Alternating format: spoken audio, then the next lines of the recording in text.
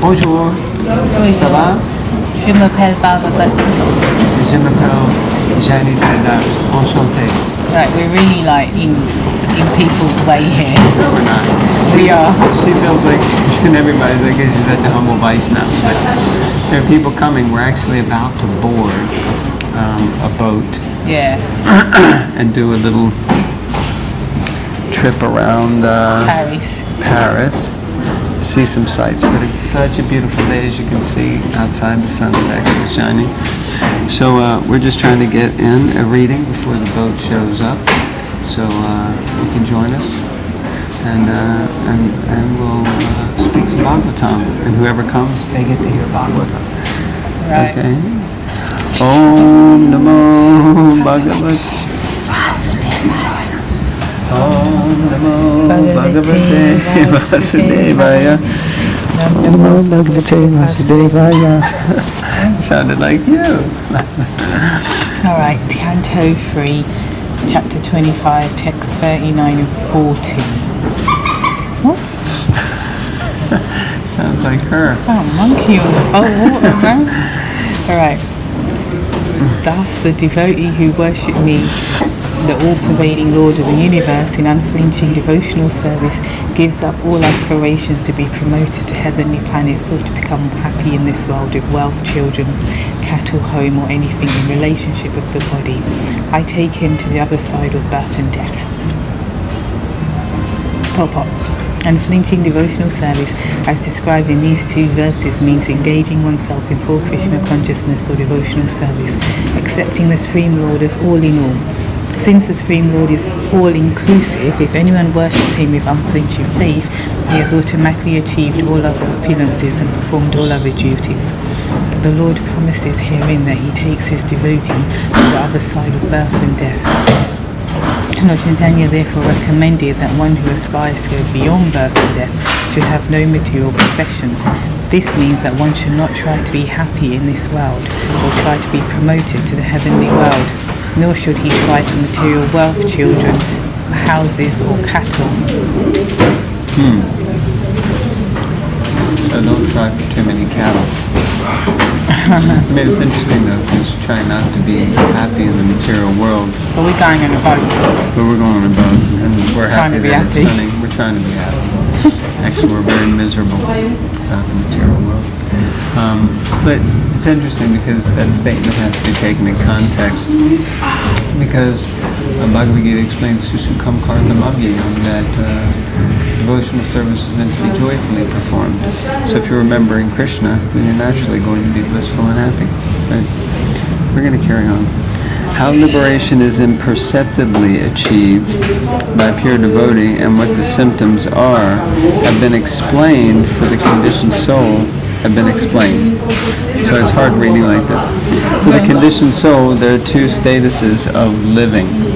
One status is in the present life, and the other is in our preparation for the next life.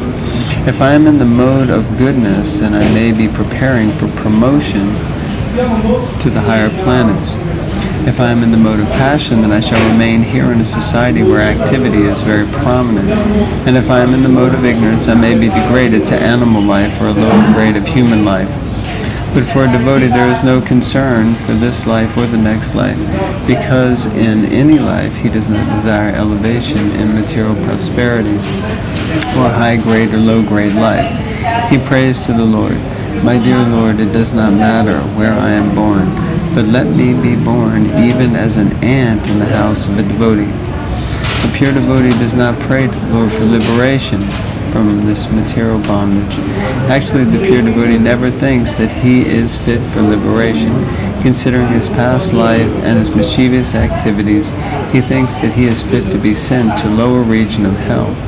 If in this life I am trying to become a devotee, this does not mean that in my many past lives I was 100% pious. That is not possible. A devotee is therefore always conscious of his real position. Only by his full surrender to the Lord, by the Lord's grace, are his sufferings made shorter. As stated in Bhagavad Gita, Surrender unto me, and I will give you protection from all kinds of sinful reaction. That is His mercy. But this does not mean that one who has surrendered to the lotus feet of the Lord has committed no misdeeds in his past life. A devotee always prays, "For my misdeeds may I be born again and again. But my only prayer is that I may not forget your service."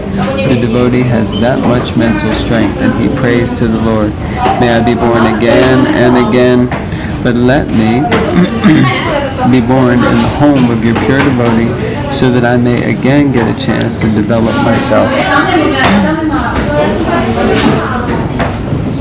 Okay, any thoughts?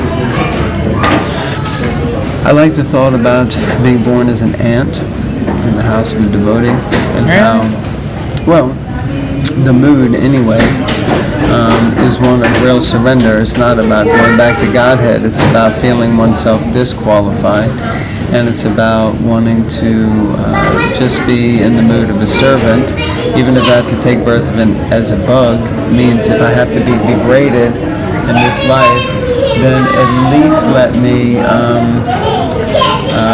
take birth in the association of devotees, which again seems to stress how important it is to be in the association of devotees. So, yeah, like that. Any thoughts from your side? Felt like you were trying to catch me out there. Not at all. I was just role reversal. Normally you ask me. Oh, okay. All right. You had one thing to read? Next paragraph. A pure devotee is not anxious to elevate himself in his next birth. He has already given up that sort of hope. In any life in which one is born as a householder or even as an animal, one must have some children, some resources or some possessions. But a devotee is not anxious to possess anything. He is satisfied with whatever is obtainable by God's grace. He is not at all attached to improving his social status or improving the status of education of his children. He is not neglectful, he is dutiful, but he does not spend too much time on the upliftment of temporary household or social life. He fully engages in the service of the Lord, and for other affairs he simply spares as much time as absolutely necessary. Yataham upayunjata. Such a pure devotee does not care for what is going to happen in the next life or in this life. He does not care even for family, children or society.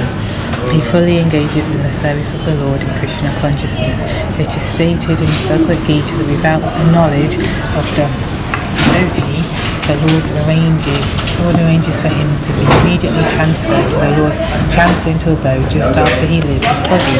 After quitting his body, he does not go into the womb of another mother.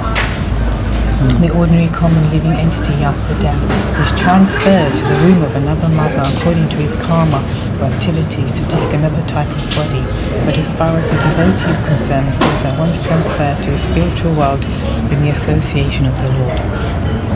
And that is the Lord's special mercy. How it is possible is explained in the following verses.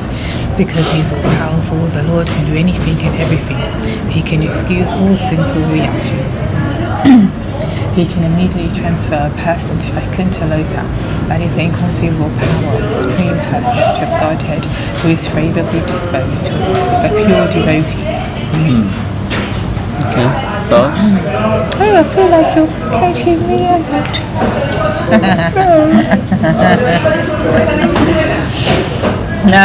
Yeah, I like the point that it says Krishna, the Lord, he can do obviously anything, everything, and so he can excuse all reactions. He can immediately transfer you to Vaikuntha Loka. So like, oh look, there's a monk.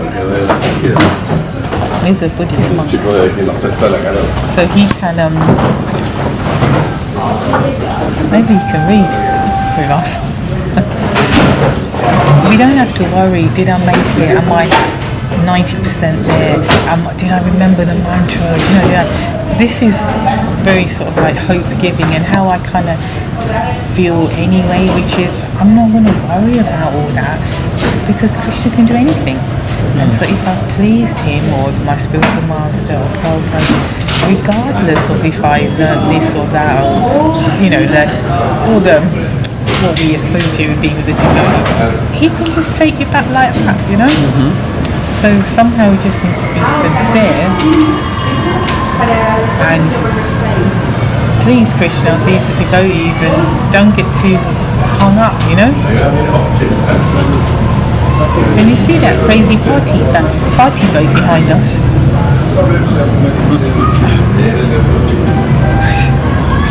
Okay. So yeah, it's good, Krishna. You know, sometimes some people might think I don't live near the temple, I don't do the services you do, I can't get there, I don't go on Harinams, you know, it's like, it's the heart connection. I don't mean it in a sentimental way, you know, just like, what is that? Sahaja, it's like, you know, being sentimental. But we just need to do what we can do in the circumstances we're in. And Krishna is a person, and he sees that, you know? He sees that, so yeah. He sees the mother that's struggling with a new child, and she's trying to chant, and she just has like a clicker on her finger. Trying to do what? Oh, chant. Chant, so she uses a clicker, and Lord knows how attentive it is, but she's trying to do it. I made a vow, so I'm going to do it, you know. Someone else is like in a situation, family or work, so you get to read 10 minutes a day in their lunch break or 15, but you do it sincerely, you're consistent. I don't think Krishna overlooks that, you know. Well, it definitely doesn't. He is what's the word? Anyway, he accepts the intention. He accepts the bhakti, the love with which we try to serve. Bhava Bhakti. Oh yeah. Okay. Starting to get a little busy here, and people are coming. Yeah. So because on the other side of this camera, there's people sitting around us looking at us. So I'm feeling the heat. So a little self-conscious, but yeah, I'm okay. little. But we're gonna end here. Yeah. So thank you all very much for joining us, and please read the Bhagavatam. Yes. Wherever you are, whenever you are, however you are, just read. Just make sure you can get a hold of a copy. Put it on your phone, put it on your computer, and read it with your partner, with your friends, with your family. By yourself. By yourself. Okay, thank you very much. Au revoir, merci beaucoup. Bye.